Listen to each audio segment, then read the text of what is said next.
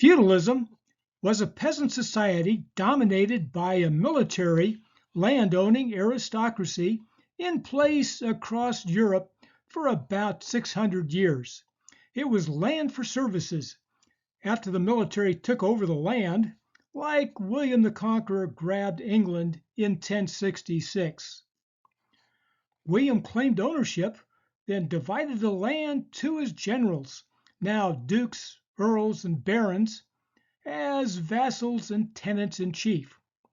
Then lesser lords, knights, squires, and gentlemen, down to the lord of the manor. Basically, feudal men fought, prayed, or farmed. The first sons of the aristocrats became fighting earls, barons, and so on. Second sons, the spares, could be knights, priests, or monks.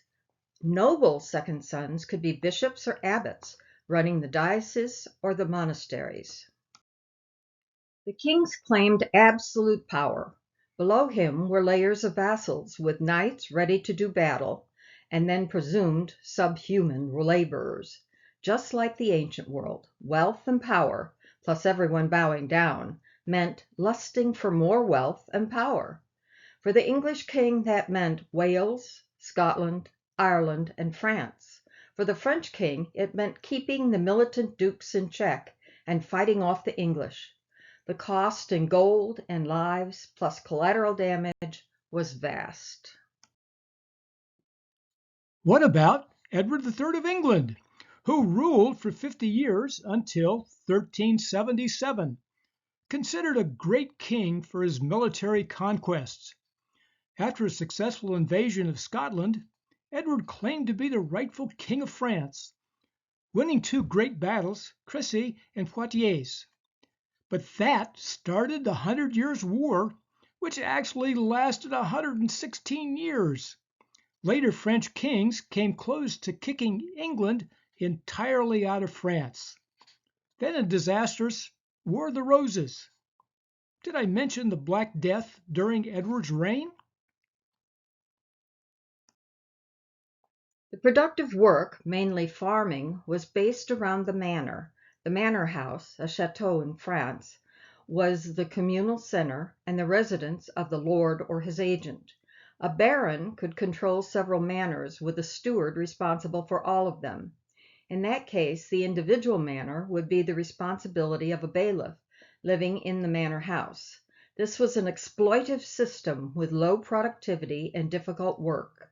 The serfs, villains at the bottom, had strenuous, unrelented life with poor diet, primitive housing, and horrible sanitation. Agriculture was central, with major focus on cereals, especially wheat, mainly for bread, and barley, mainly for ale. It was an open field system with plowing, planting, growing, and harvesting. The bailiff was the on-site deputy at the manor, usually a second son of the gentry or a well-off peasant family who could read and write.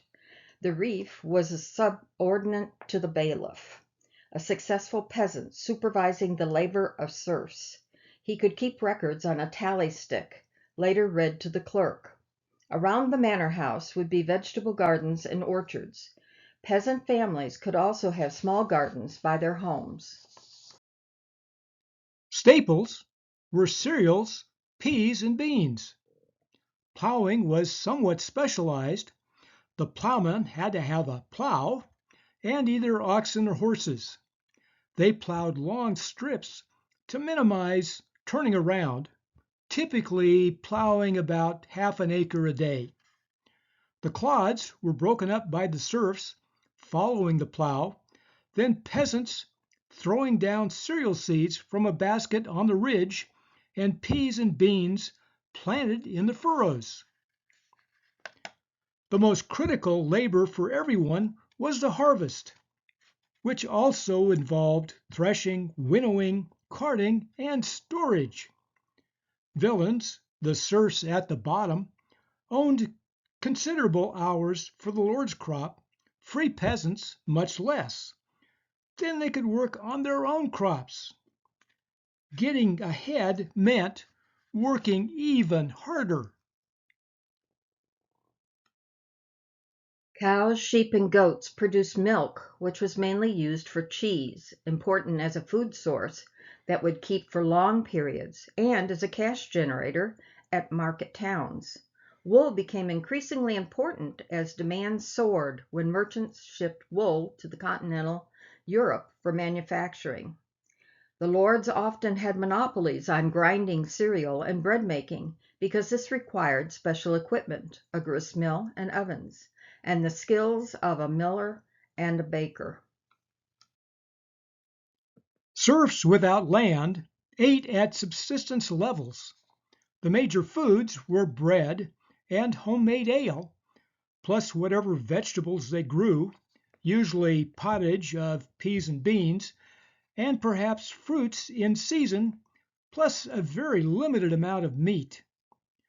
Poor serfs could forego bread for cheaper pottage. The food got better in both quantity and quality based on wealth more than class. Lords and their retinue at the manor ate particularly well, with all available local produce, plus the ability to buy more expensive products at local towns and trade fairs. This would start with better quality bread from the baker and ale from the village brewer. Meat was likely, with bacon and mutton common, fish when meat was banned for religious reasons. Other meats, cheeses, butter, and wines were likely. The above descriptions were for periods of relative calm and successful harvests. What was the result when catastrophes happened? 1,000 years across a continent is plenty of time. Join us at Food History and Mystery for the really bad stuff.